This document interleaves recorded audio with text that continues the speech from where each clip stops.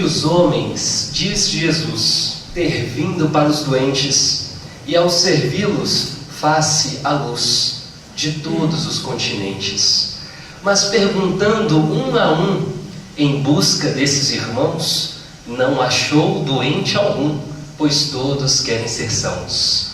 Esse é um verso de Cornélio Pires, pelo Chico Xavier, no livro Estrelas no Chão. Boa tarde para todos. É uma alegria muito grande mesmo estar aqui hoje, né? Primeiro cumprimentar o pessoal do Quase Coral e trazendo essas canções tão belas para a gente, dando a oportunidade da gente se emocionar, se sensibilizar por outras vias, além da via do discurso, da teoria, né? Aciona o nosso sentimento, aciona aquelas emoções mais profundas, e esse é o papel da arte, esse é o papel da música, né? E esse clima de fraternidade tão gostoso aqui também, né? Que a gente se sente tão acolhido, tão bem-quisto. Eu fico me lembrando da experiência descrita lá no livro Paulo Estevão, em que Emmanuel nos narra que na igreja de Antioquia existiam aqueles fenômenos, que eram fenômenos muito raros de se acontecer na época, que eram os fenômenos de voz direta. E eram fenômenos que aconteciam naquela igreja, e o Emmanuel diz para a gente o motivo, em função do clima de fraternidade que existia ali. E hoje, olhando para essa sala, esse auditório inteiro, para o envolvimento que cada um está colocando aqui com essa proposta de renovação, de busca por alcançar essa cura que a gente está aqui conversando sobre, eu vejo que Emmanuel, ele falaria talvez algo muito parecido, né? Que os milagres e que talvez grandes companhias espirituais estão aqui hoje junto de nós, graças a esse clima de fraternidade, graças à nossa disposição de transformar, de trabalho no bem, de amor, de devoção, de carinho uns com os outros, e que essa cidade, que essa região possa continuar alimentando um pouquinho de tudo isso, né? Essa sensação tão gostosa. Então, agradeço muito a oportunidade de poder estar aqui com vocês, bater um papo mesmo, né?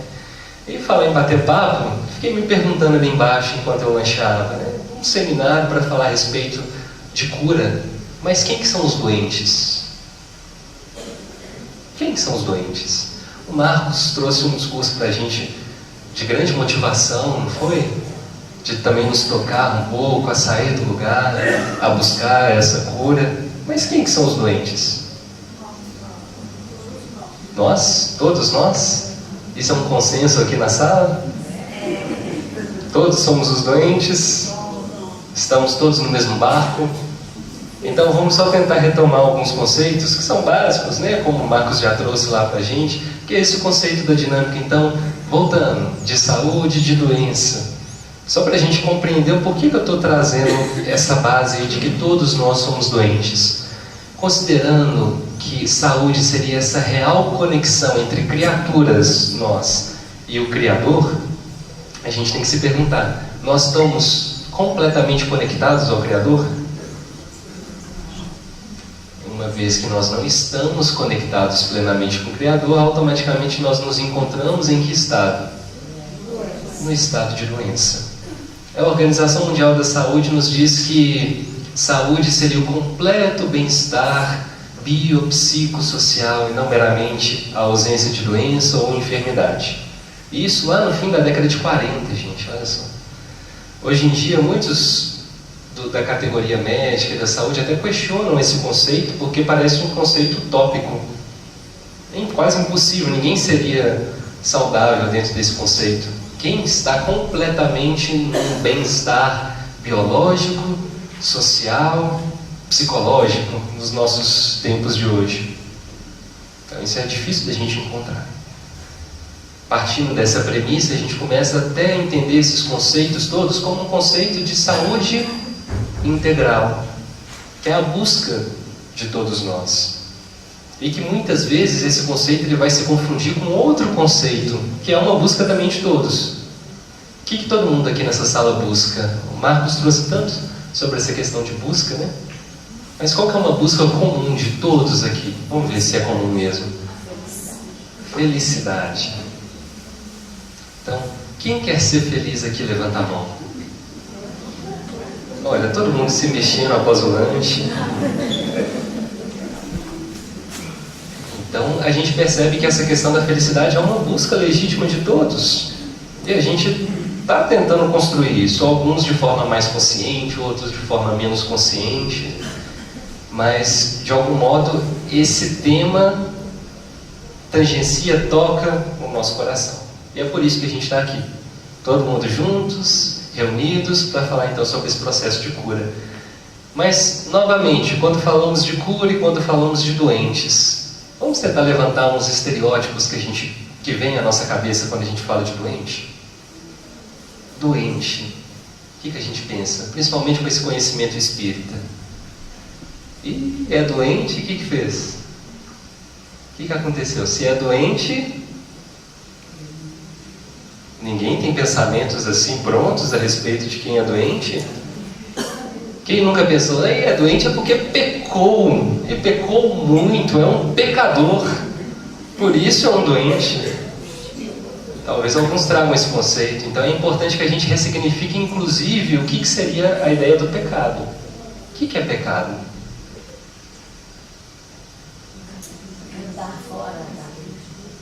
Olha que conceito interessante trazido aqui na frente. Seria andar fora da lei de Deus. Quando a gente vai ver a etimologia da palavra, o pecado, ele quer dizer errar o alvo. E qual que é o alvo de todos nós?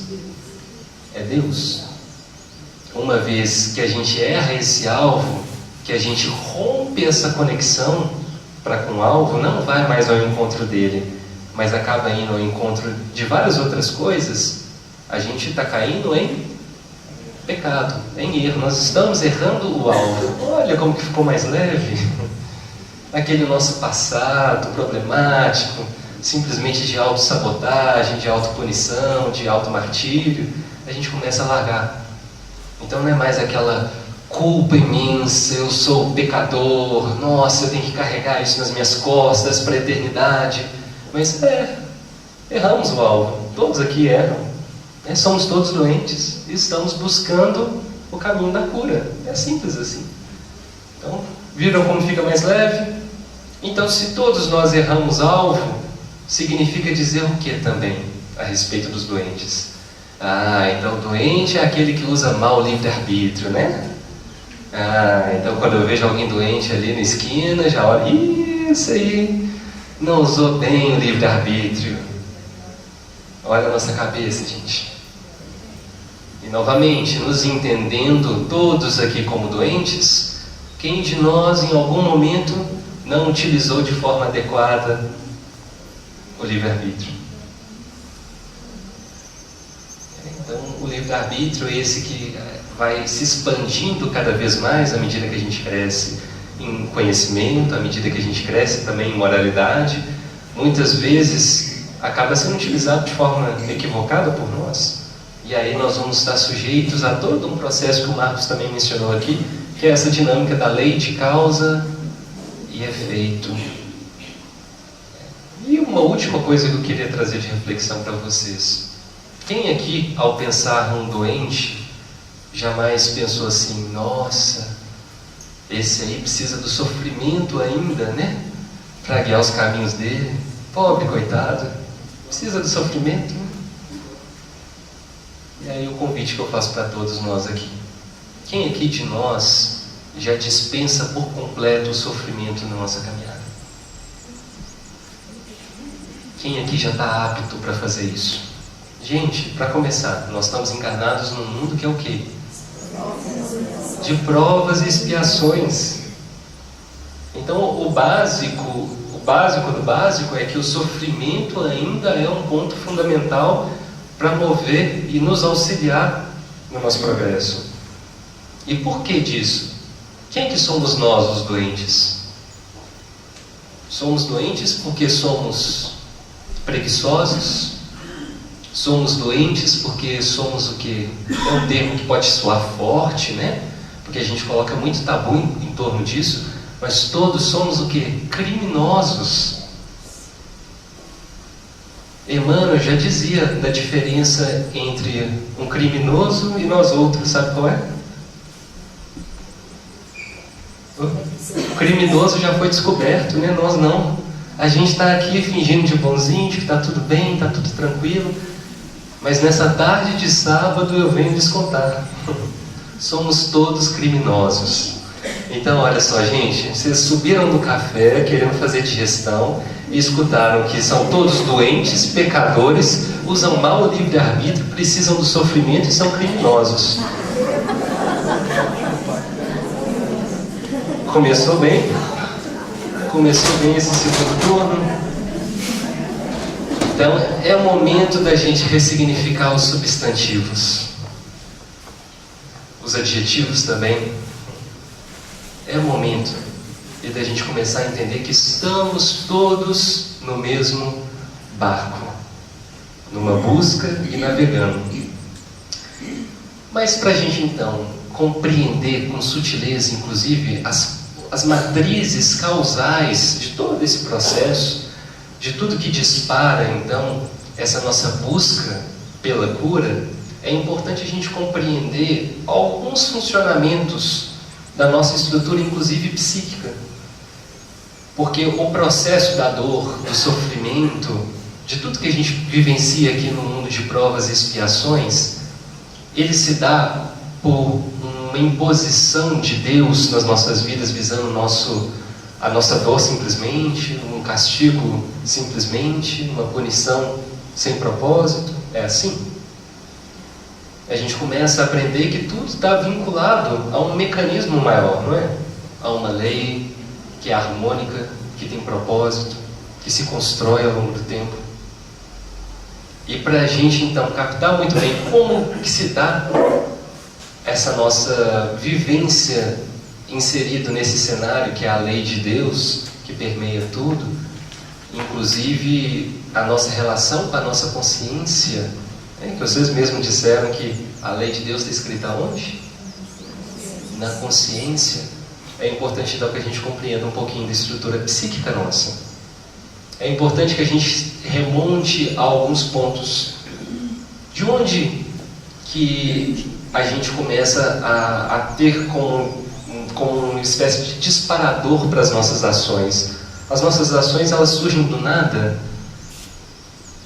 Existe alguma coisa que dá um suporte, é uma base, é uma espécie de alicerce para as nossas ações do dia a dia? Pensando na estrutura psíquica nossa. Olha só, todos nós, ao longo do tempo, das várias encarnações e reencarnações, vamos sendo moldados em padrões, como o Marcos também colocou aqui. E alguns padrões vão virando ações reflexas. A gente nem pensa e já está fazendo daquele jeito, a gente já está sentindo daquele jeito. E aí é importante que a gente retome uma fala de Emmanuel, que está onde? Lá no livro Pensamento e Vida. Vamos ver o que o Emmanuel nos diz. Ele fala assim: tudo se desloca e renova sob os princípios de interdependência e repercussão.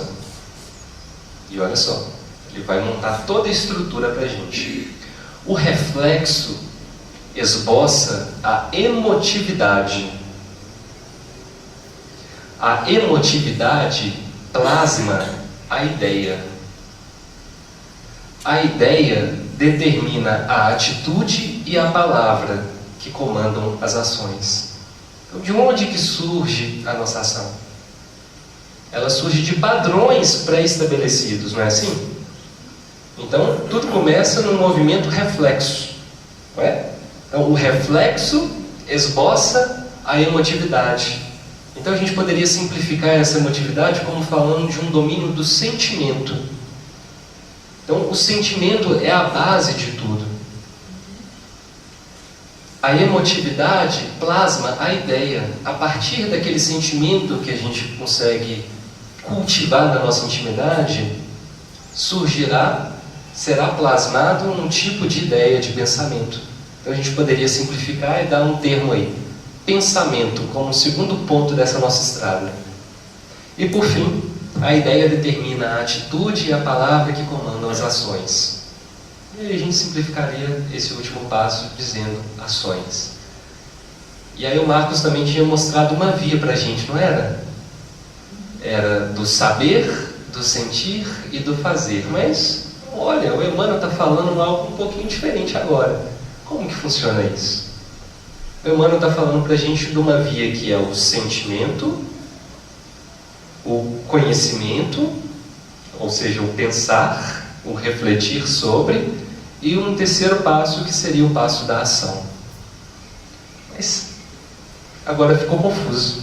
Será que o Marcos errou na hora que ele estava falando isso para você? Será que o Emmanuel está errado? Então, vamos buscar alguma resposta a mais? Então, na doutrina espírita a gente aprende que a gente precisa trabalhar com a o quê?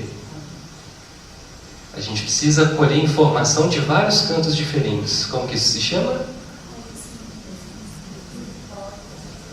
Então, conhecimentos, hipóteses, mas a pluralidade do ensino, né, das informações, do ensino dos espíritos. E olha aqui que o Aulus, um grande espírito que aparece inclusive na obra do André Luiz, nos fala lá no livro Instruções Psicofônicas. Sabemos em fotografia que o clichê, olha só, esse clichê não é o clichê que a gente comenta no dia a dia, isso aí virou clichê. Mas o que era o clichê da fotografia? Sabemos em fotografia que o clichê é a imagem negativa obtida na câmara escura, do qual podemos extrair inumeráveis provas positivas. Assim também o pensamento é a matriz que compomos na intimidade do ser, com a qual é possível criar infinitas manifestações de nossa individualidade. Ele falou assim, olha, o que é uma parte fundamental, uma matriz aí de todo ser? É o pensamento. Só que ele continua. Mas a formação do clichê depende de uma película sensível, que em nosso caso é o sentimento, antecedendo-nos toda e qualquer elaboração de ordem mental. Então, antes de toda e qualquer elaboração de ordem mental, o que nós vamos ter? Um sentimento atrelado àquilo. E ele continua, é imperioso assim, em nosso intercâmbio uns com os outros, observar os nossos estados sentimentais nas bases de nossas reflexões e raciocínios. Ou seja, por trás de toda reflexão e raciocínio existe sentimento. Como origens de nossa vitória ou de nossa derrota no campo de luta vulgar. Ou seja, é a partir desse sentimento que eu vou ter um triunfo, ou seja, uma ação que no fim das contas vai ser uma ação bem sucedida, ou eu vou ter uma derrota. Uma ação que não é aquela ação que nos leva ao encontro do Pai, que nos promove frente ao universo, né, e ao ser maior que é Deus. Ok, alguns poderiam falar assim, mas será que Aulus tem entendimento do que ele está falando? Né? Vamos ver se a gente colhe mais informação de outros espíritos. Aí a gente vê André Luiz.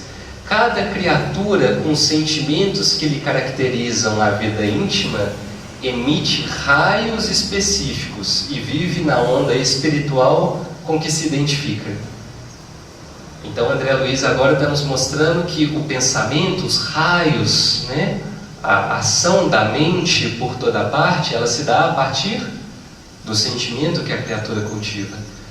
Mas tudo é por meio do mesmo médium, né? Chico Xavier. Será que o Chico não estava botando o viés dele? Esse negócio ainda não ficou bem esclarecido, não. Então vamos mudar de médium, né? Vamos ver o que Divaldo Pereira Franco tem a nos dizer. A gente escuta Joana.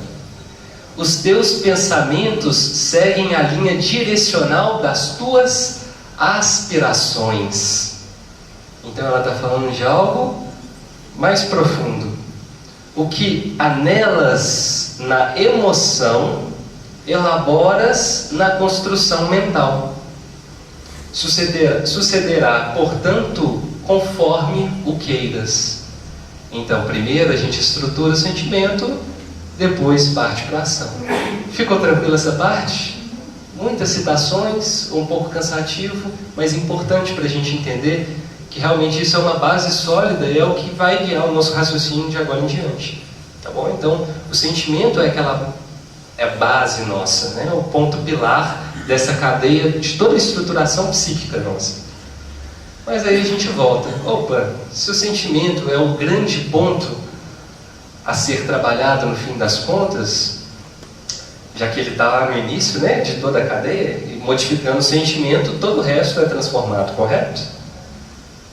Então, como que a gente transforma o sentimento?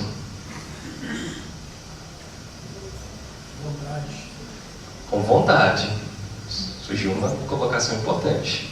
O que mais? E aí, vocês que estão vivenciando vários conflitos, com pessoas que vocês querem aprender a perdoar, com dilemas aí no trabalho de vocês, no lar de vocês, com sentimentos que vocês olham e falam assim, eu não quero mais vivenciar isso, sentir isso. Como que eu mudo esse danado do sentimento? Com esforço. Mas e aí? Eu coloco esforço e a vontade para onde? Para ação, mas em que sentido? Como que eu vou direcionar a minha ação? Mudando meus pensamentos. Uai. Mas os pensamentos não são reflexo do sentimento? Nossa, está confuso isso aqui hoje, né? Então, essa metade da tarde começou bem confusa, né? Depois de escutar coisas que eu não queria, agora eu ainda caí num paradoxo insolúvel filosoficamente, né? Pois é, vigiai e orai. Mas e aí? O sentimento, aquele que surge, reflexo, fruto de várias existências, que de repente acontece uma coisa e ele brota no coração. Como é que ele muda? E aí que entra uma coisa importante. O papel, que é trazido inclusive antes pelos espíritos também, da estruturação do pensamento. Então, o pensamento, embora não seja o início de todo esse processo, ele tem um potencial também de transformação, como o Marcos colocou. O que o Marcos falou? Pensa, sente, age. Quer ver? Vou conduzir um experimento aqui com vocês, bem prático. Pensem agora, pedir desculpa à espiritualidade, né, que eu vou modificar um pouquinho a vibração aí do ambiente. Pensem agora uma pessoa que vocês não se afinizam muito. Pensaram numa pessoa com quem vocês não se dão bem? Ok. Agora pensem que essa pessoa acabou de pisar no seu pé. Eu já vi algumas risadas. Olhem o sentimento que surgiu aí. Mas para a gente mudar um pouquinho essa estrutura toda, vamos pensar diferente? Vamos pensar agora que a pessoa que está aí do lado de você, aqui na casa espírita, no momento de confraternização, ali embaixo, acabou de pisar no seu pé.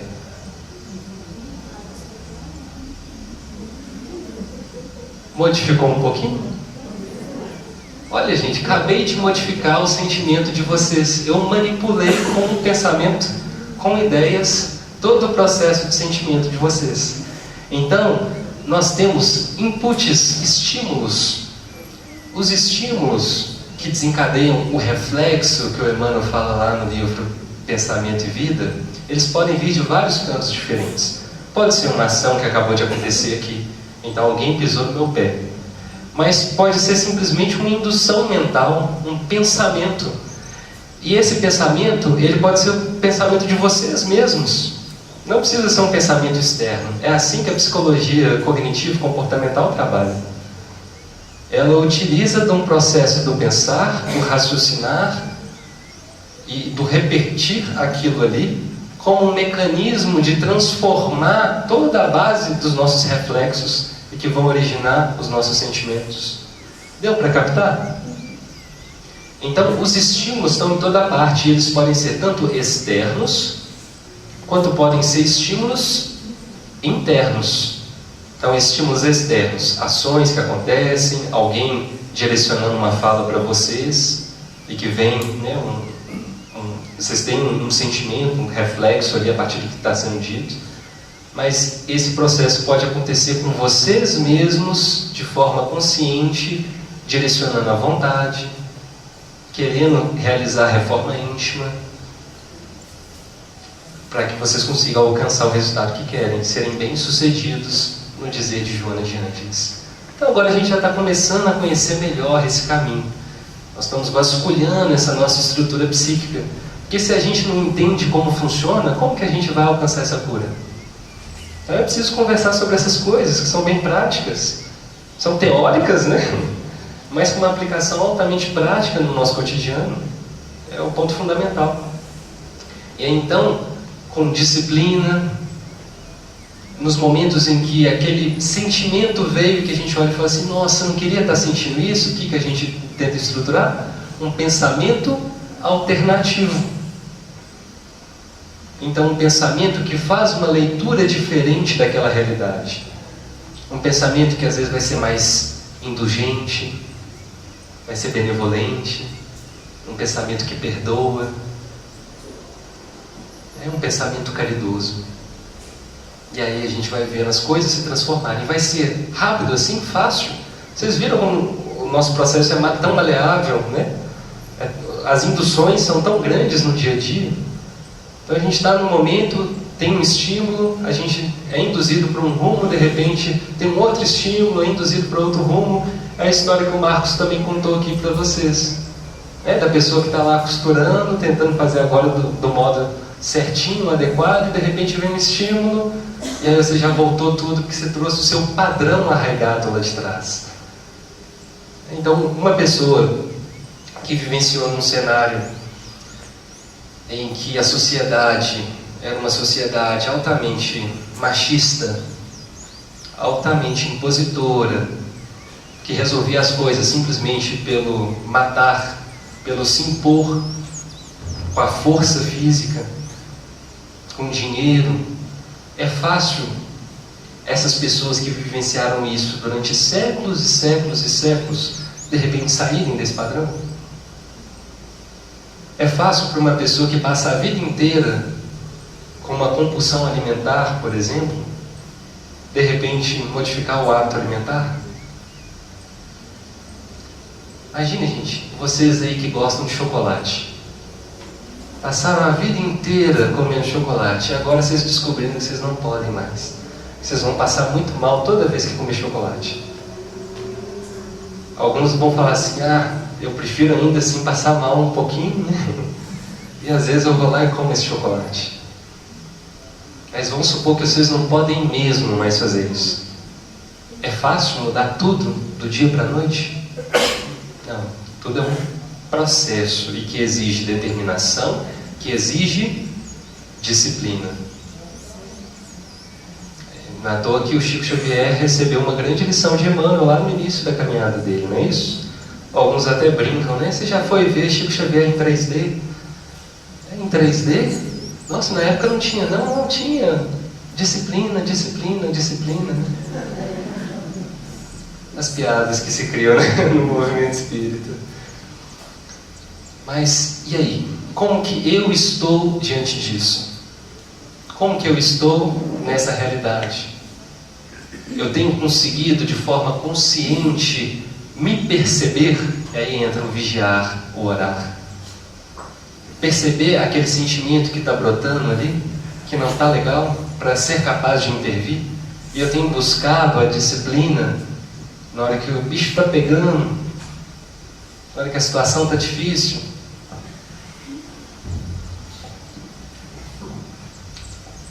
E aí a gente vê que muitas vezes não.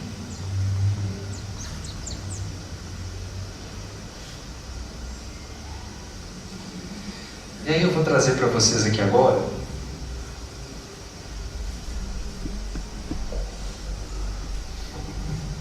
só para a gente dar sequência então em toda essa organização, o grande questionamento que fica, uma vez que a gente já sabe como fazer, a gente conhece os mecanismos, qual que é o próximo passo na hora que a gente se depara com a consciência?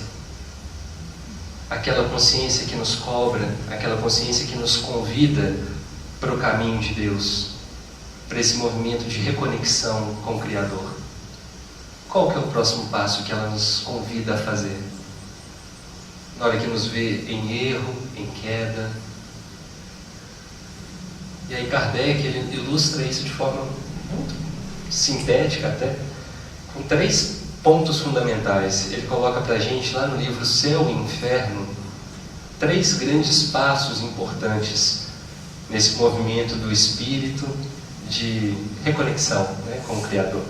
Poderíamos mudar um pouquinho as palavras de Kardec colocando desse modo.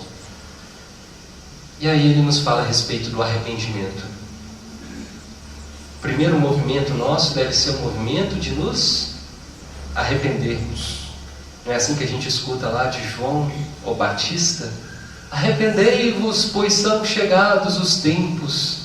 A voz que clamava no deserto na época do Cristo já nos convidava para que a gente ingressasse num outro nível de padrão mental.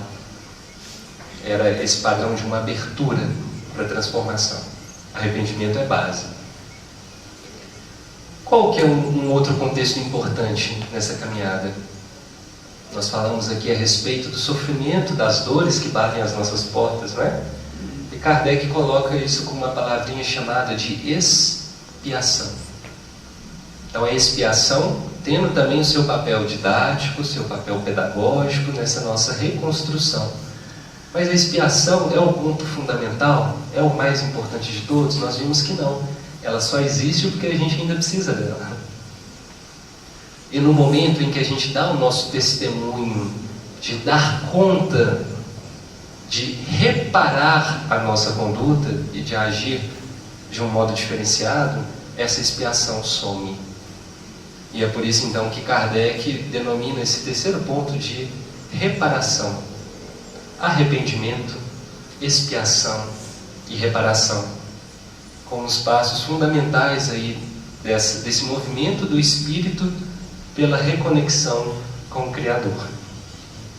E aí alguns vão falar assim, mas e o arrependimento? Basta dizer, me arrependi do que fiz, e aí eu já fico com a consciência tranquila? Não é assim o termo que a gente usa? Estou com a minha consciência tranquila. E essa expiação, ela surge de onde? Então é Deus impondo o sofrimento para eu pagar? E essa reparação? Ela surge em que contexto a oportunidade? Do nada, descontextualizada, eu vou ter oportunidade de fazer um bem qualquer, e aí tá bom, eu paguei, eu reparei o que eu fiz lá atrás? E a gente vê que não. A gente vê que o movimento do arrependimento, ele vem atrelado com uma palavrinha que a gente dá o nome de culpa.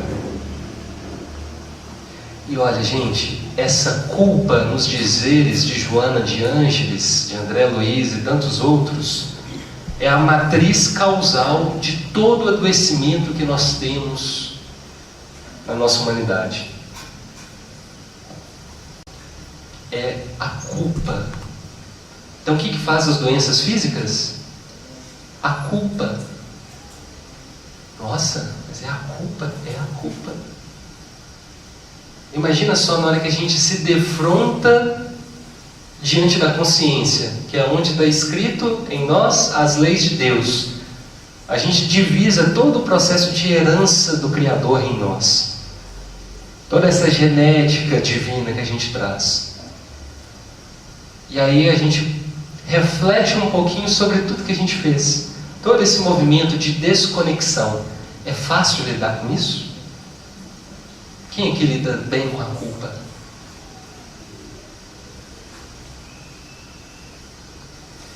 Imagina nos mais variados contextos, desde pessoas que cometeram assassinatos, que roubaram, que magoaram, que mataram sonhos alheios, que torturaram com palavras, que chantagearam, que se corromperam, que tiraram a própria existência. E esses talvez enfrentam dos maiores conflitos da gente imaginar. que é o se deparar então com essa lei escrita na nossa consciência.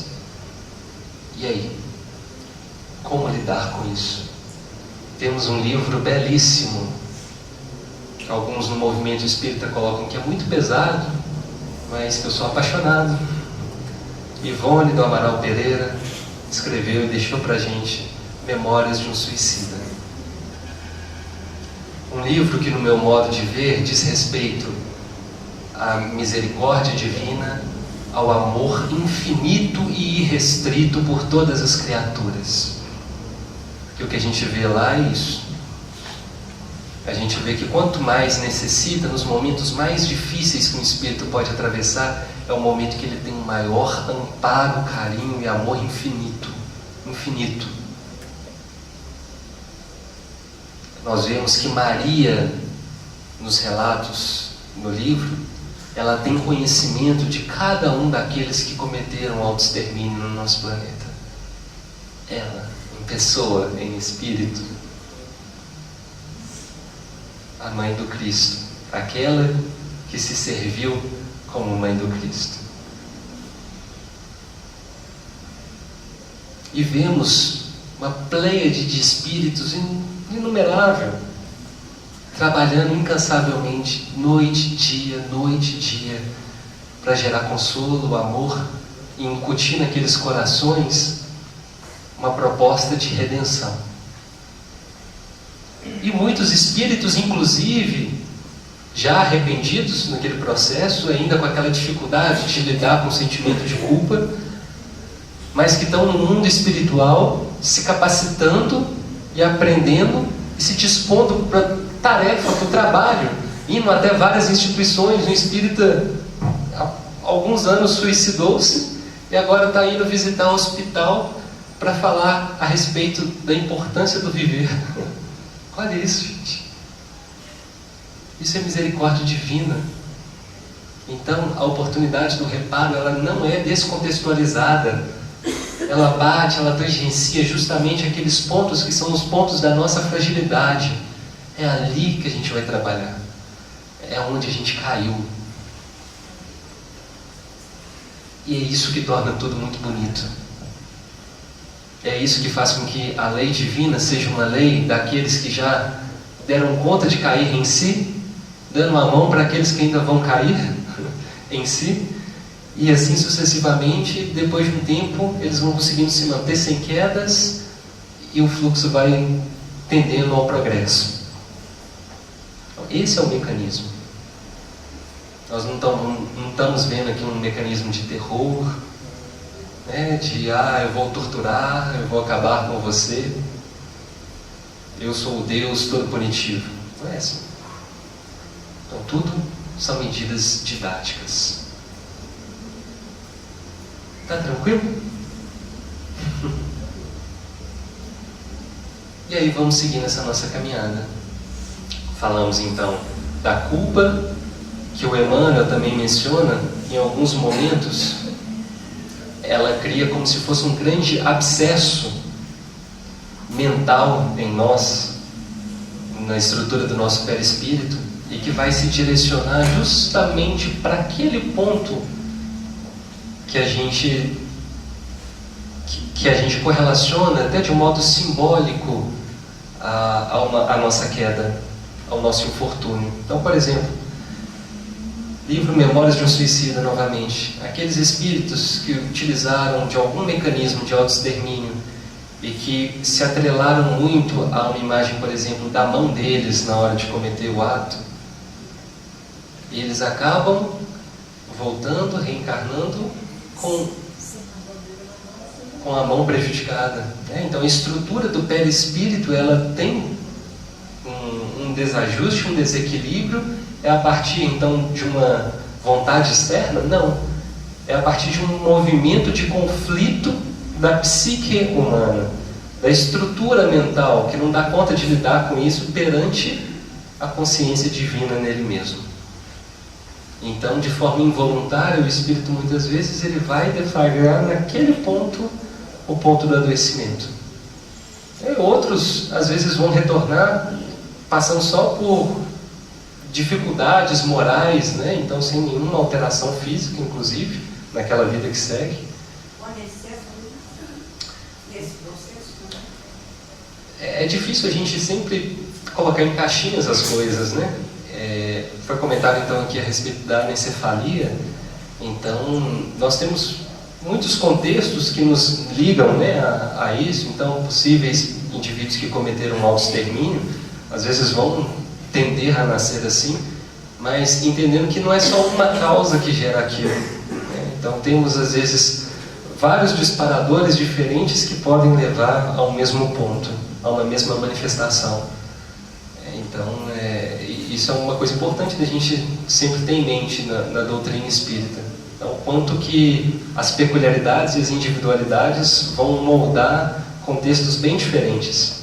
Às vezes o mesmo tipo de suicídio, indivíduos são diferentes, né? Vão fazer leituras diferentes, a subjetividade deles vai traduzir aquele símbolo do ato dele contra a lei de Deus por uma alteração diferente, né? Às vezes a nível corporal, então até a nível de contexto expiatório, provacional que ele vai passar na sua existência, né? Mas tranquilo essa parte? Vamos seguir então, continuando essa nossa caminhada. Nós estamos indo em busca de alcançar esse movimento da cura. Uma vez que o Espírito passou lá pelo arrependimento, em alguns momentos veio de forma mais aflorada aquele sentimento da culpa, alguns vão permanecer mais tempo naquilo, outros vão conseguir se livrar mais rapidamente. E vão dar sequência, passando pelos desafios da vida e tentando fazer o movimento, então, da reparação. E aí é o grande X da questão, né? Na hora que a gente chega nesse ponto e que a gente fala assim, qual que é o próximo passo? Senhor, que queres que eu faça? Alguns já vão ter dado até um passo à frente, vão falar assim, Senhor, faça em mim a tua serva, como disse Maria. E aí, qual que é o caminho? O que fazer? E alguém falou aqui no início, olha, o movimento, o grande segredo é a reforma íntima. E aí a gente se depara naquela pergunta 919 de O Livro dos Espíritos, né? A pergunta batida que todo mundo conhece, mas que é o grande ponto de dificuldade de todos nós. Qual o meio prático? Olha só o que o Kardec pergunta. Ele não está perguntando um meio teórico, não. Ele pergunta qual o meio prático mais eficaz que tem o homem de se melhorar nessa vida e de resistir à atração do mal. Olha só, meio prático mais eficaz que o homem tem, então, de se melhorar e de resistir à atração do mal. E a resposta, Santo Agostinho diz lá, o sábio na antiguidade já como disse, conhece a ti mesmo. E Santo Agostinho ainda completa, falando, quando eu fazei como eu fazia quando vivi na terra, ao fim de cada dia eu fazia uma revista às minhas ações daquele dia. E tentava identificar o que eu havia feito que de algum modo gerou prejuízo a alguém, ou uma falta inclusive de ação, né? Uma ausência de ação no bem que pode ter impactado. E foi assim que ele refere ter conseguido se conhecer e identificar o que precisava de reforma nele. Entendendo que o movimento de reforma é esse movimento de cura, de aproximação de Deus, da gente direcionar de forma consciente a nossa vontade, é o autoconhecimento a grande chave para a gente. É o primeiro passo desse movimento da reforma íntima. E aí, na hora que a gente estrutura o autoconhecimento, a gente identifica os pontos que são mais vulneráveis nossos. Mas será que a gente vai ficar se atendo simplesmente às coisas ruins? Entre aspas, né? As coisas que não estão bem direcionadas ainda? Ou o movimento de se autoconhecer diz respeito também a identificar as coisas boas que vocês têm? Quem aqui já fez aquele exercício de, gente, agora vocês têm 3 minutinhos para colocar num papel 3 virtudes que vocês têm. E 3, entre aspas aí, né, defeitos ou pontos que vocês não gostam, que gostariam de modificar em vocês. Quem aqui já fez esse exercício? Levanta a mão. E aí, para os que já fizeram, é fácil, naquele momento em que vocês começam a pensar as virtudes de vocês? O que vocês pensam mais rápido, os defeitos ou as virtudes? Olha como a consciência de culpa está grande ainda na gente. O que vem primeiro na cabeça? Os defeitos, claro, são os defeitos. E a gente não vê o tanto que a gente já caminhou. Tem aquela música, você não sabe o quanto eu caminhei para chegar até aqui. E a gente não sabe, a gente não tem ideia do quanto que a gente já caminhou. Gente, não foi pouco. Todos aqui, que aqui estão nesse auditório hoje, já caminharam muito. Vocês têm um potencial que vocês não têm ideia. A começar, vocês são filhos de Deus, né? Eu até brinco, nossa, ser filho de Deus não é para qualquer um, não. É um negócio de um potencial, de uma força, é transformador. Você entender que você tem essa essência em você. Mas mais, quantas coisas na sua vida, em termos de desafios, de dramas, que vocês já superaram? Para pensar. Claro que tem alguns que vão ter mais coisas para falar, né? Alguns já viveram até um pouquinho mais. Olha quanta coisa vocês já passaram pela vida de vocês. E vocês estão aqui, de pé ainda. Mesmo os mais jovens.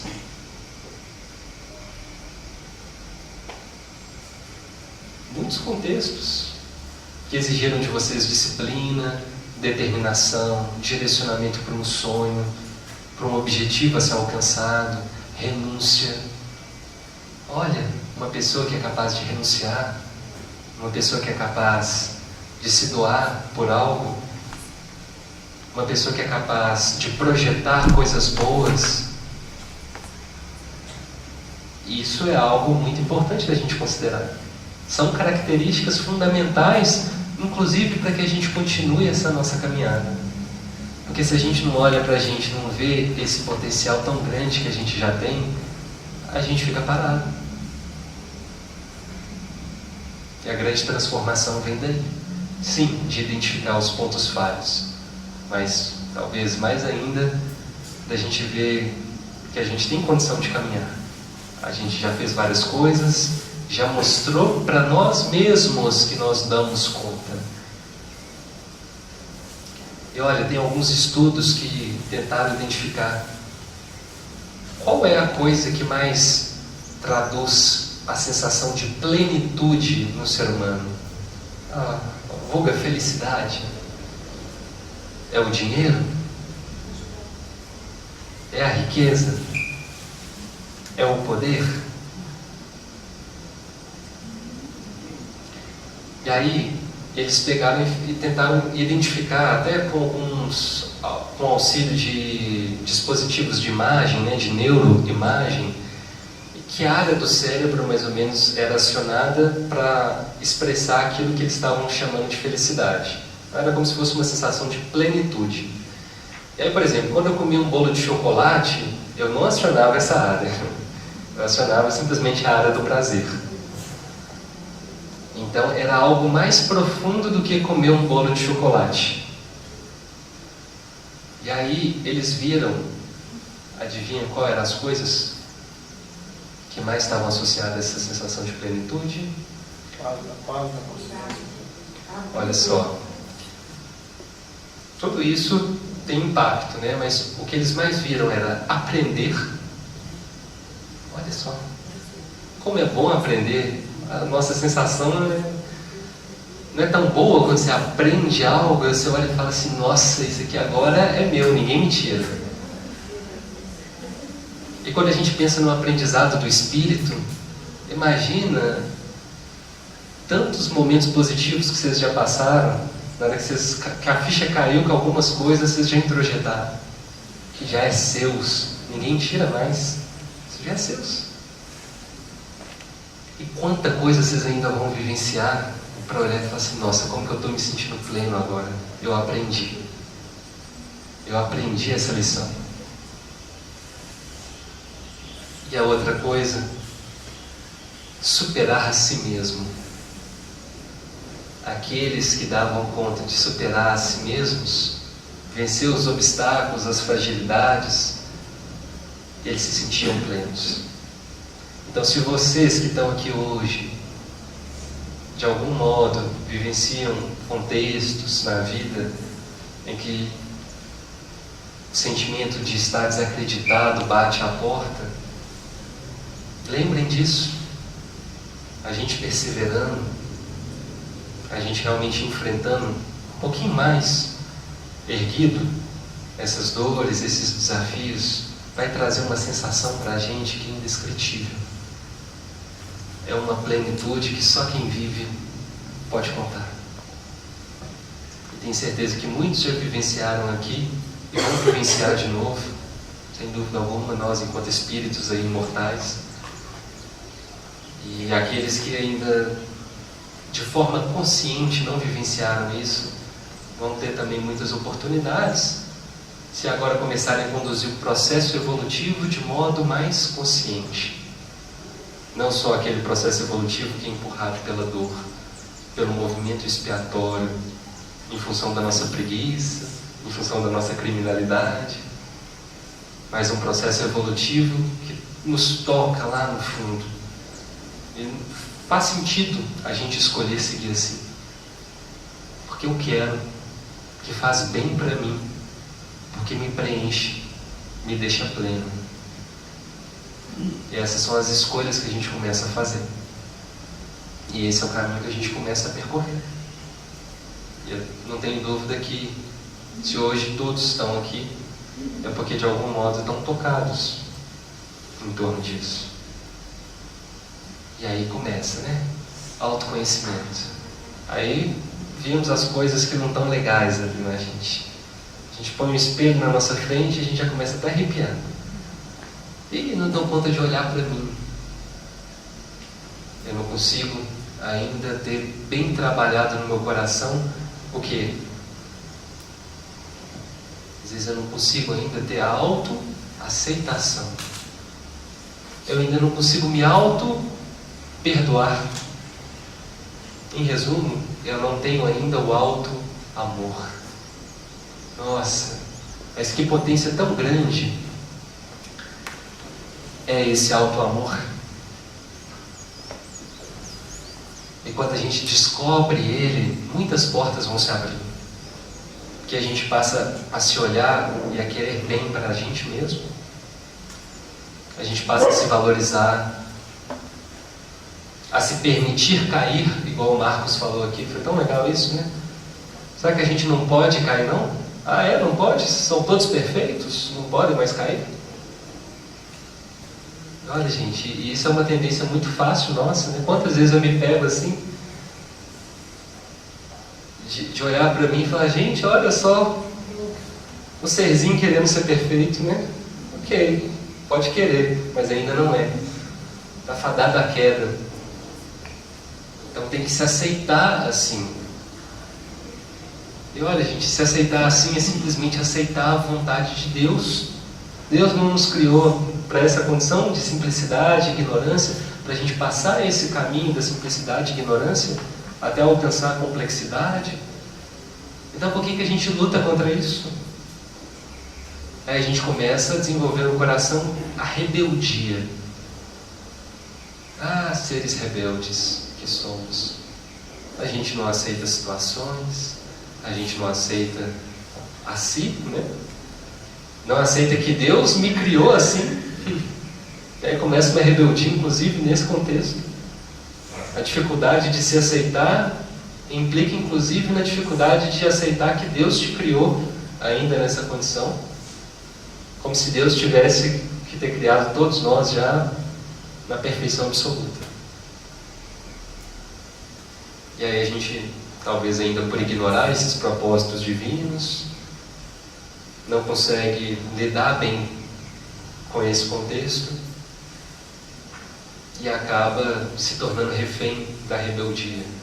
E a rebeldia em muitos vai ocasionar o que a gente chama, inclusive, de uma depressão. Quantos acabam se tornando deprimidos em função dessa matriz causal aí, a rebeldia? A dificuldade, então, de lidar com a vida que Deus me deu. Eu não quero viver a vida que Deus me deu. Eu quero viver a vida que eu sonho viver. E aí a gente cai nesse ponto de entrega, e um ponto que não é simplesmente num determinado momento, se o fulano quiser, ele consegue se libertar aí da depressão, basta querer. E coitado dos deprimidos, ainda tem que escutar às vezes um processo quase de tortura em cima. Como se a qualquer hora, depois que a depressão já se instalou, é fácil sair. Basta querer. Não é assim, gente. Então, já tem alterações físicas palpáveis. Então, às vezes vai precisar sim de uma medicação, vai precisar sim de um acompanhamento psicológico, e que vai surtir, às vezes, mais efeito até que o medicamento em alguns momentos, mas nos quadros mais graves, às vezes é o medicamento que vai permitir o indivíduo a ter um mínimo lapso de lucidez para ele poder dar os próximos passos. E a família, ela sofre com tudo isso, porque quando um adoece, só ele que adoece, gente? A regra é essa: quando um adoece, todos ao redor acabam adoecendo. Quem aqui já vivenciou um processo assim? Quantos conflitos que acabam surgindo dali, a dificuldade de uma adaptação. Não é fácil não, mas é a gente sempre lembrar, se Deus nos ofertou essa possibilidade, a oportunidade de passar por essa experiência, porque de algum modo a gente tem condição de lidar e de enfrentar, e o suporte ele vai existir. E aí pensamos até outros contextos. O indivíduo com essa dificuldade tão grande de se autoaceitar, ele começa desde pequeno, às vezes, a escutar dos pais de que ele não presta, que ele faz tudo errado, que ele não dá conta de nada de forma adequada. Imagina como que uma criança assim cresce. Ela cresce recheando seu coração de que tipo de sentimento? Do medo. E aí Joana de Ângeles nos diz que muitos dos processos da construção do síndrome do pânico se dá como? É assim. A matriz da culpa, instigada muitas vezes pelos pais, a inabilidade em ser pai, em ser mãe, e não dar conta de direcionar o crescimento dos filhos, e aí o filho cresce acuado, cresce se achando impotente. E gente, isso é algo cultural. Às vezes nós recebemos essa criação e passamos essa criação para frente sem perceber. E só agora, às vezes, a gente está tendo a oportunidade de refletir sobre isso. E novamente, não é para ficar com chibata nas costas, não. É um movimento duro de analisar, de olhar e falar assim, nossa, realmente eu caí, mas eu posso cair. Isso é o mais consolador dentro da doutrina espírita. Eu posso cair. Porque o amor de Deus não é um amor condicional. O amor de Deus é um amor incondicional e infinito. E não é assim que a gente vê numa das mais belas parábolas que a gente tem? A parábola do filho pródigo. Então, aquele filho que faz o seu movimento de retorno à casa do pai, e na hora que o pai o vê de longe, o que o pai faz? Aguarda sentado de braços cruzados o filho chegar? O pai corre ao seu encontro. Então, olha, independentemente de tudo que você já fez, de todas as suas quedas, suas besteiras, que aqui, ó, entre nós, todos já fizemos. O amor de Deus não se alterou em nada por você. Pelo contrário, mais amor, misericórdia e carinho você ganhou e ganha a cada dia. Então, isso é muito bom, isso é muito consolador. E nessa jornada a gente vai percebendo que a gente ocupa diferentes condições, passa por vários ciclos de vida, inclusive ciclos de vida familiar diferentes. Às vezes ali então no início, simplesmente na condição de um filho que recebe, que às vezes nem tem tanta voz ativa no processo da família, outros que novos já tiveram que abraçar o desafio e papéis mais determinantes, ativos, para que o seu lar fosse estável, equilibrado. Outros viram os pais, o pai e a mãe partirem muito cedo, alguns nem tiveram contato. Tudo isso contextos necessários para que aflorasse na nossa vida, no coração de cada um de nós, os sentimentos que eram precisos que aflorassem. Os desafios importantes para cutucar e mexer com os nossos pontos de vulnerabilidade. Deus é tão bom que botou a circunstância perfeita para a gente. Botou lá os pais que tínhamos que ter, os irmãos que tínhamos que ter, ou aqueles que deram o cuidado, o suporte na nossa primeira infância, que tinham que estar ali conosco. E aí depois, alguns já foram assumindo uma responsabilidade na condição de pais, de mães, alguns com o desafio de prover,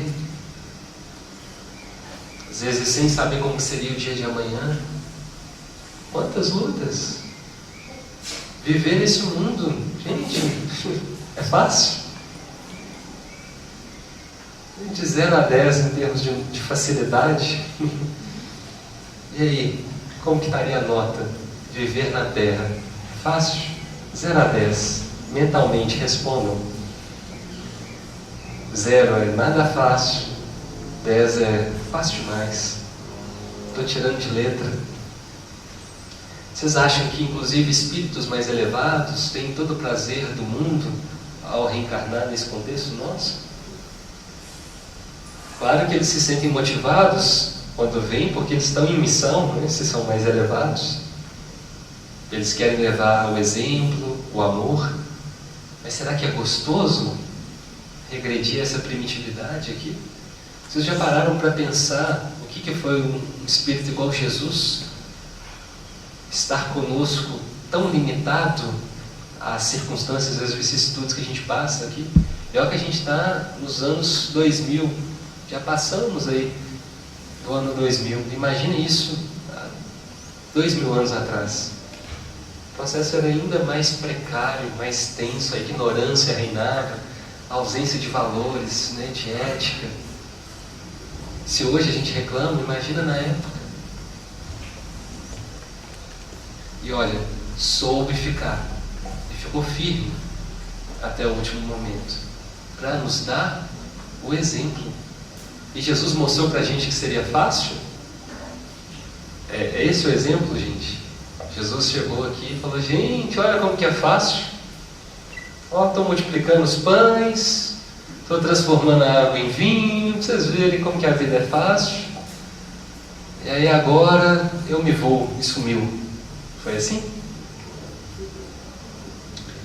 E aí o percurso, o calvário do Cristo, talvez represente para a gente uma grande chave nesse nosso processo de cura íntima.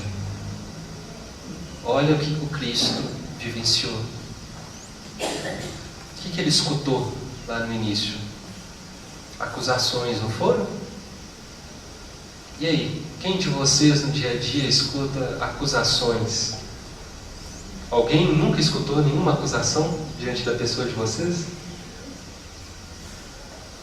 Tantas coisas. E aí, diante da acusação, o que a gente faz? A gente revida? A gente agride? A gente se impacienta? O que Jesus fez?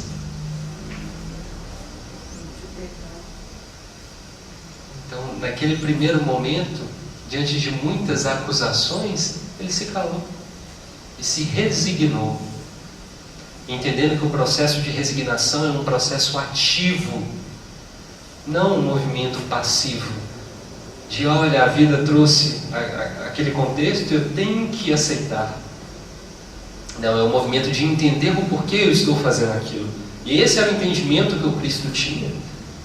E aí, depois de tantas acusações, ele foi traído. Quem de vocês nunca foi traído aqui? Quando eu falo traído, às vezes traído em termos de um sentimento, né? Você achava que alguém ia compartilhar de um entusiasmo, de fazer uma coisa, de te estimular, e de repente aquela pessoa quebrou com aquilo ali naquele momento. Traiu sua expectativa. Muitas traições diferentes a gente experiencia no nosso cotidiano. E aí, diante da traição, o que Jesus fez? Perdoou. Ele perdoou. E aí, tudo virou uma grande injustiça. Olha, injustiça, gente, nem parece com o cenário que a gente vivencia no século XXI. Quem aqui vive injustiça? Ou já passou por alguma injustiça? Ou olha para o nosso país e fala, nossa, quanta injustiça. E como que Jesus agiu perante a injustiça? Ele renunciou. Renunciou aos seus justos direitos. Se sacrificou. Então, eu queria saber de vocês, o grau de facilidade do que Jesus veio ensinar para a gente, era total? Era 10? Gente, pior que é fácil, né? Jesus, em suma, veio ensinar uma coisa, que deveríamos nos amar uns aos outros, como Ele nos amou. Esse é o segredo, tão simples, mas que em função de todo esse processo nosso de construção pretérita, a gente ainda encontra muita dificuldade de superar, de vivenciar. Tenho certeza que cada um aqui ficou imaginando e pensando em vários contextos pessoais, porque é isso. O Evangelho, ele não é mera teoria, o Evangelho é prático. Alcione, lá no livro Renúncia, ela diz que o Evangelho é um vasto caminho ascensional, cujo fim só atingiremos de forma legítima com o conhecimento e com a aplicação de todos os detalhes. Olha só, um vasto caminho ascensional. E basta só conhecer? Não, a gente tem que viver. Por isso que Paulo nos fala a respeito de sermos cartas vivas do Cristo. É esse o convite que ele nos faz. Tínhamos que aprender a pregar como? Sendo testemunhos vivos do Cristo, do amor, da renúncia, do superar a injustiça, do superar a traição, do superar a incompreensão, de perdoar. É esse o convite do Evangelho. É esse o convite para a cura. E é esse o convite que vai nos deixando menos deformados em termos de relação para com Deus e mais próximos do seu amor cada vez mais e mais. E aí eu trago alguns exemplos de indivíduos que, apesar do mal-estar físico, quantos, não sei aqui de vocês, já se depararam com pessoas que padeceram enfermidades do ponto de vista físico, mas que no fim das contas vocês olharam e falaram assim, nossa, essa pessoa está curada, espiritualmente falando. Então lá no livro Renúncia mesmo, nós vamos ter uma figura, um personagem chamado Rob. Rob, ele foi um irmão adotado da Alcione. Quem não leu o livro depois vale muito a pena ler. E esse menino, ele nasce com algumas malformações congênitas. E ele sofria muito com aquilo. Então, com a mão deformada, a perna um pouco deformada, mas principalmente as mãos.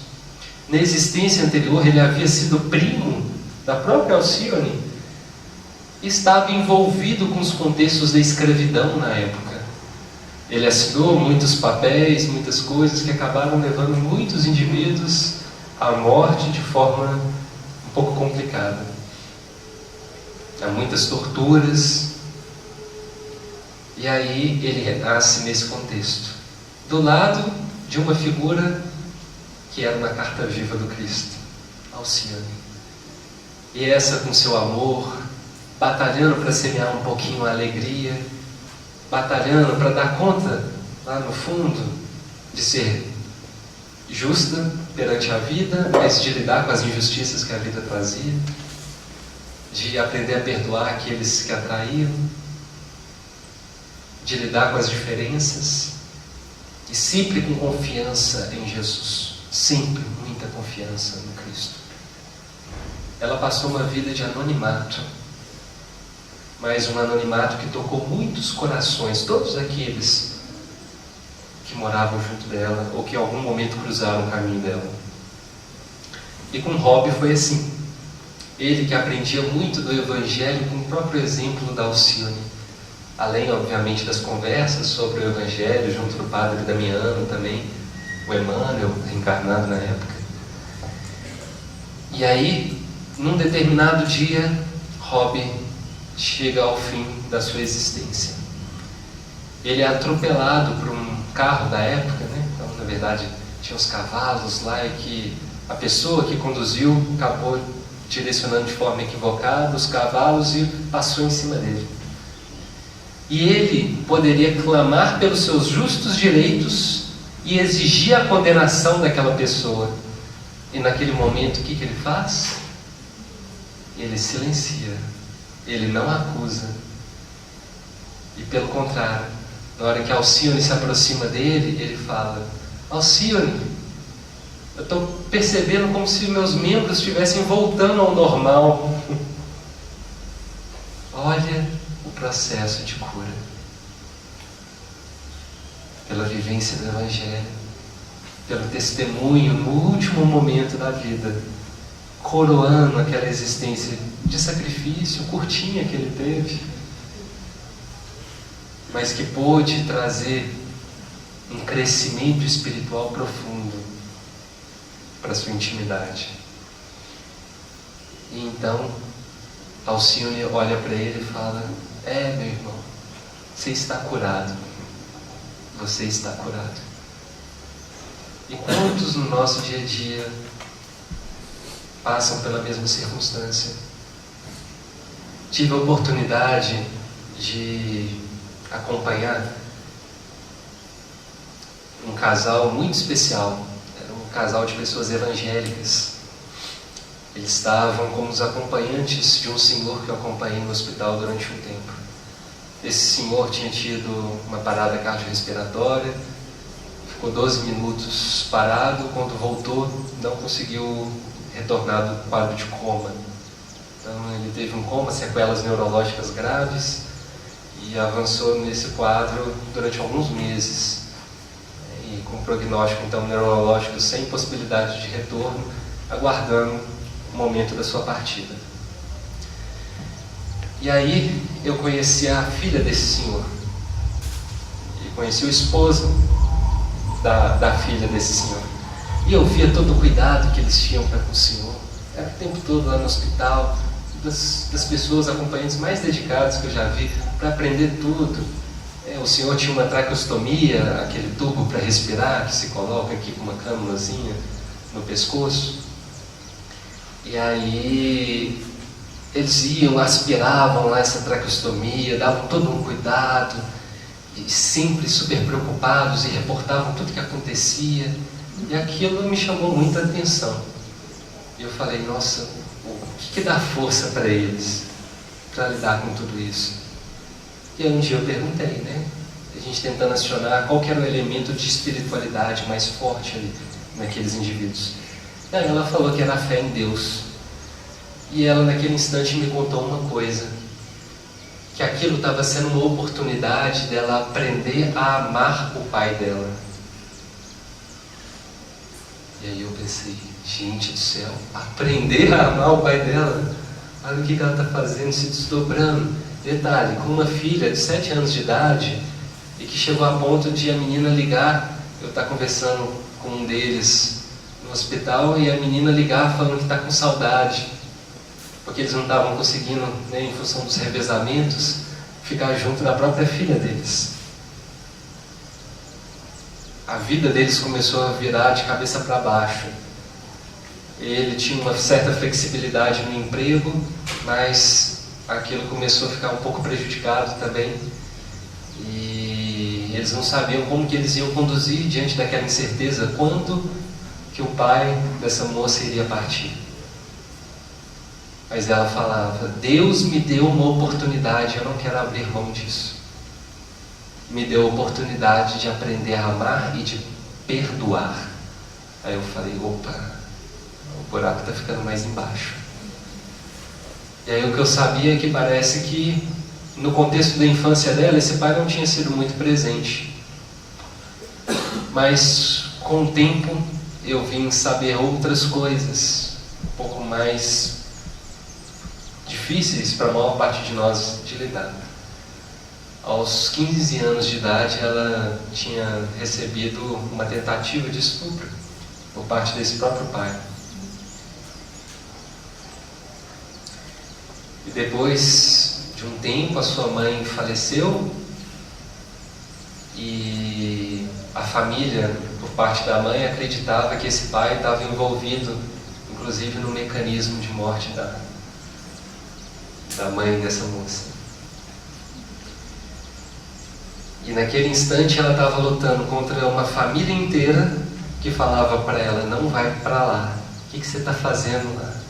E ela estava lá, eu preciso aprender a amá-la. E aí eu comecei a entender o que é uma pessoa quando põe na cabeça que quer fazer algo e mobiliza a vontade. O que é força de vontade? Como diria até um amigo meu, que ele falava que uma vez ele estava falando sobre a importância da força de vontade numa palestra, alguém levantou a mão e disse, mais do que força de vontade, as pessoas têm que ter vontade para fazer força. E aí eu concordei. E ela seguiu assim, firme, até o último momento, passando por todos os desafios, as dificuldades. E a gente se pergunta, né? Gente, isso não foi um processo de cura?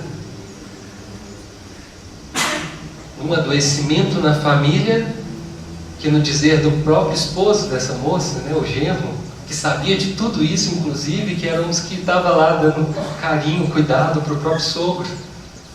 Tinha um amor tão grande no cuidado por aquele sogro, eu ficava assim, meu Deus, eu sou um menininho aqui aprendendo com esse pessoal de elevação espiritual que, obrigado, Senhor, por ter colocado eles no meu caminho. Foi o que eu disse. Obrigado. E quanto que a gente vai aprendendo com os exemplos e com as cartas vivas que o Cristo não coloca por aí? E a gente já pensou em também ser cartas vivas do Cristo? Do quanto que a gente pode fazer a diferença na vida de alguém? Uma outra senhora, que faleceu até recentemente, ela tinha um câncer de colo do útero, que já tinha espalhado para algumas outras regiões, estava vivenciando um processo difícil em casa, e muitos filhos, e cada um com um pensamento, um pouco divididos em relação a algumas ideias, não queriam que a mãe soubesse o que ela tinha. Muito difícil de estabelecer uma interação adequada.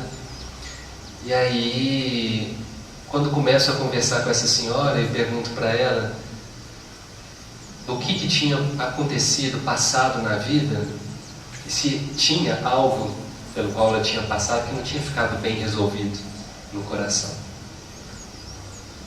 E aí falo, porque tem gente às vezes que vive uma vida e às vezes com a necessidade de simplesmente perdoar, Aí na hora que eu falei isso, ela olhou para mim e falou, o perdão. Eu falei, o perdão? Ela é. E aí ela me disse, o perdão é tão difícil? Eu respondi, é mesmo. É mesmo, né? Tem que batalhar para consegui-lo. Não é fácil, ele não cai nas nossas mãos assim não. E aí eu perguntei para ela se ela queria conversar sobre aquilo naquele instante. Ela disse que num outro momento ela conversaria, se abriria mais. Eu respeitei, mas dei um para casa para ela. Para casa dela era pensar um pouquinho sobre como se perdoar e como perdoar os outros. E aí ela ficou toda feliz porque ela tinha um para casa. Na semana seguinte eu chego, a primeira coisa que ela me fala é, fiz o para casa. Eu falo, que coisa boa, fiz um para casa. E ela me disse que estava vendo uma pregação, ela também evangélica, e que foi dito que o arrependimento e o perdão são as chaves para a cura do espírito. Olha só, gente, ela poderia estar aqui no meu lugar fazendo um seminário. O arrependimento e o perdão são as chaves para a cura do espírito. Nessa hora eu quase desabei na frente dela. Falei, nossa Senhora, que reflexão, que insights, né? Que capacidade. E aí a gente foi, conversou um pouco mais, ela foi falando do esposo dela que ela não tinha conseguido perdoar. 60 anos de casamento. E ele havia traído ela há muito tempo. Tinha sido um processo complicado e que na família instigou a inimizade por parte de muitos filhos, inclusive, que não queriam mais ter convívio com esse pai em função dessa traição. Mas ela dizia que, apesar de tudo, era muito difícil, mas ela entendia que agora era o momento de ela tentar alcançar esse perdão. E eu super incentivei ela. E aí nesse dia ela falou um pouco a respeito de alguns medos, falou que tinha medo do câncer, porque o câncer matava. Aí a gente deixou um outro para casa para ela, que seria o para casa dela refletir um pouquinho então sobre o processo do viver, do morrer, e como que o medo se inseriria nisso. Mas passaram-se 2 dias e ela descompensou de forma mais grave. Eu fui até a residência dela. Chegando lá, uma filha muito emocionada veio conversar comigo, falando que nesse dia ela perdeu totalmente a lucidez, mas que ela teve uns poucos momentos lúcida. Num desses momentos ela chama esse esposo e fala para ele que ela o amava. Esse esposo vira para ela e diz, me perdoa? Ela responde, claro que sim, eu te perdoo. Aí a gente pensa, no finalzinho da vida, numa situação que muitos às vezes falariam assim, para que isso, gente? Faz a eutanásia, interrompe logo com tudo, com a vida. Está sofrendo, não está legal. E a gente começa a ver o potencial que, quando bem trabalhado e direcionado, a dor tem nos caminhos de todos nós seres humanos. E naquele momento, a filha, né, os outros familiares, sabendo disso, estavam muito emocionados, né, porque aquilo atingia eles também.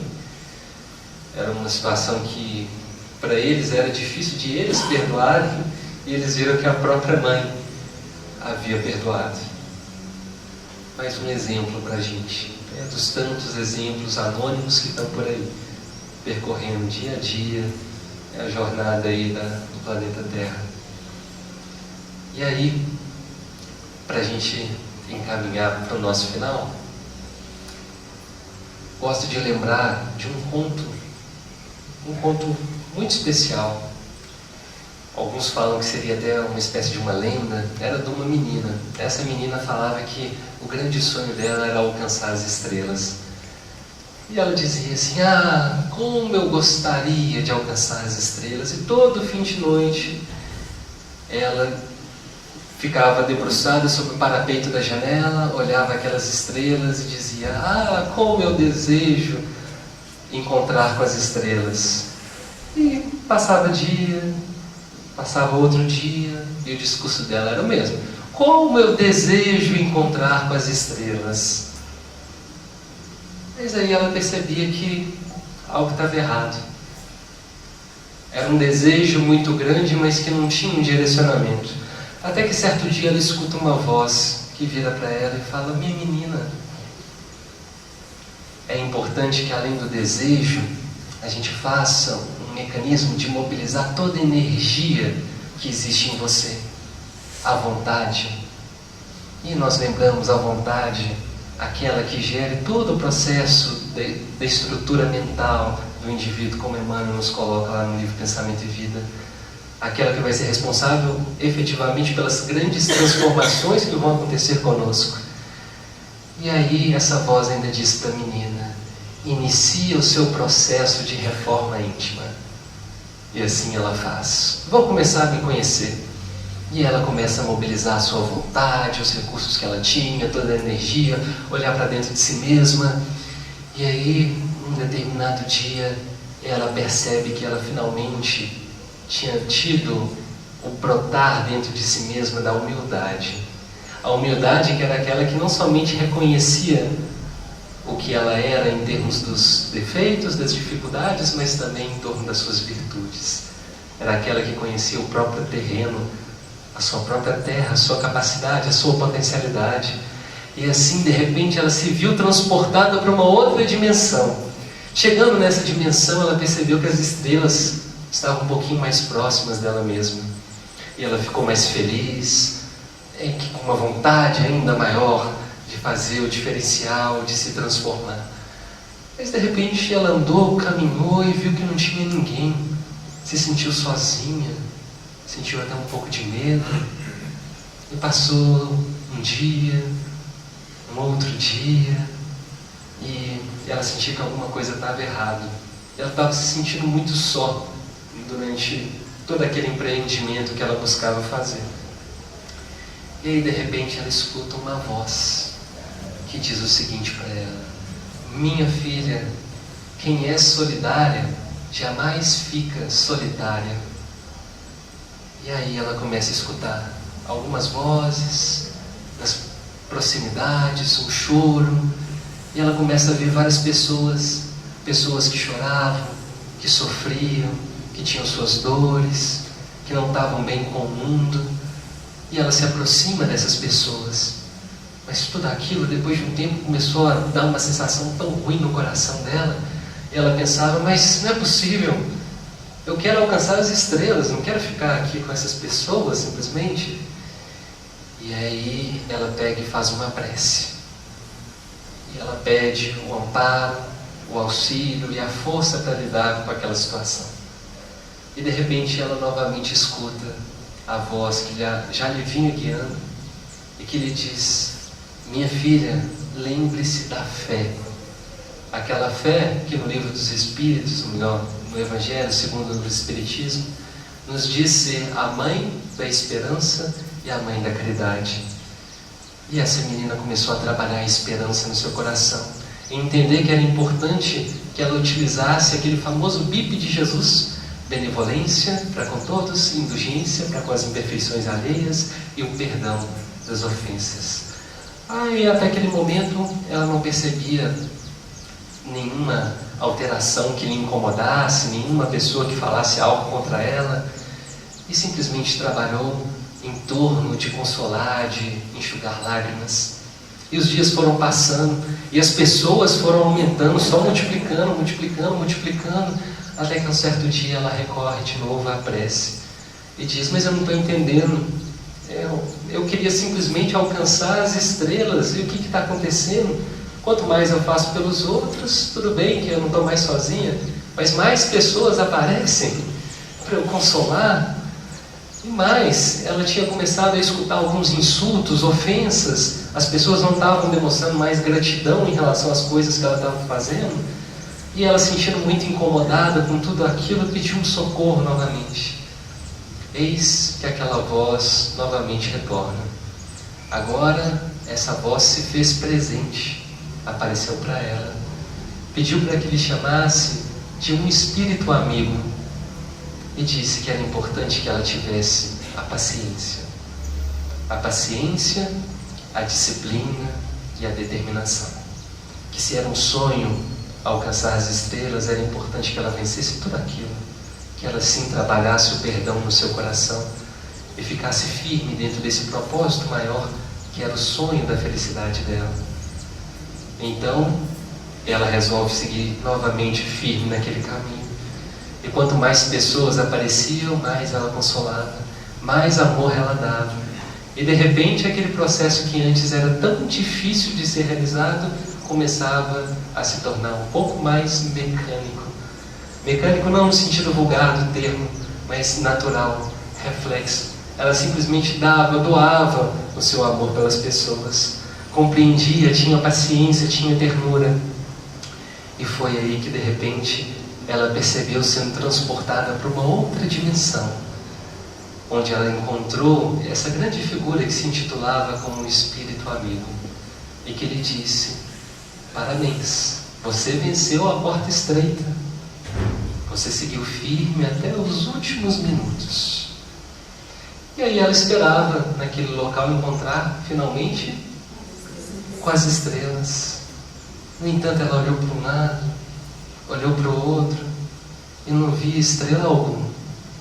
O espírito amigo disse para ela o quanto que todos aqueles que ele representava estavam muito felizes, aqueles que tanto a amavam e torciam pela sua felicidade, e que agora era a hora dela usufruir dessa grande conquista. E foi então que ela começou a perceber uma transformação no ambiente. Não estrelas aparecendo, mas o seu próprio corpo começava a transformar. Ela percebia que ia ganhando um brilho, uma luz cada vez mais forte, irradiando os mais belos tons para todo canto. E de repente se viu sendo transformada, ou melhor, transportada para uma outra posição. Uma condição em que ela iluminava agora não só algumas pessoas, mas iluminava grandes comunidades, iluminava toda aquela paisagem que a cercava, e com sentimento no coração acima de tudo, que era de plenitude. Naquele momento ela entendeu que o grande sonho dela, que era de se aproximar das estrelas, foi finalmente alcançado. Ela teve a aproximação maior que ela nunca imaginou ter, o contato mais íntimo e mais profundo, que era o de se tornar uma estrela. Assim ela passava a conhecer o que era de fato uma estrela. Agora, pautado em todo aquele sentimento de amor e de doação pelos que rodeavam. E assim a gente termina a nossa história, assim a gente termina a nossa conversa, com todas essas reflexões de hoje, buscando levar um pouquinho para casa esse estímulo, essa vontade de fazer diferente, de semear alegria onde quer que a gente esteja, de, como o Divaldo Pereira Franco diz, levar para o nosso redor o grande segredo da vida, que é a alegria de viver.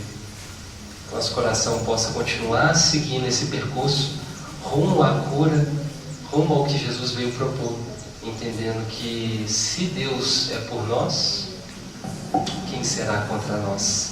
Obrigado, gente.